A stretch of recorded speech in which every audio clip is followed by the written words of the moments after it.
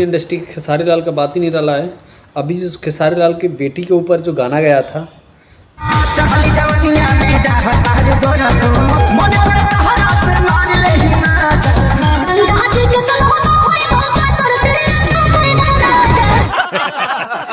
यानी फोटो को उसका पुतला बनाकर यानी पटना सड़क पे जला रहे थे। सही कर रहे थे भाई। भोजपुरी इंडस्ट्री में आप लोग बताइए कहाँ तक सही है? किसी भी सिंगर को नाम लेकर यानी उनके लड़की के ऊपर गाना गाकर, ये कहाँ तक सही है?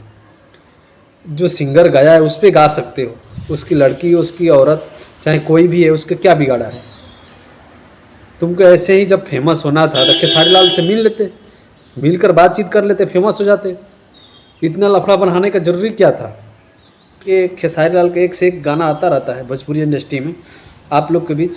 खेसारी लाल यानी अपने पब्लिक को मनोरंजन के लिए माने एक से एक गाना पॉपुलर लेकर आ रहे हैं भोजपुरी इंडस्ट्री में।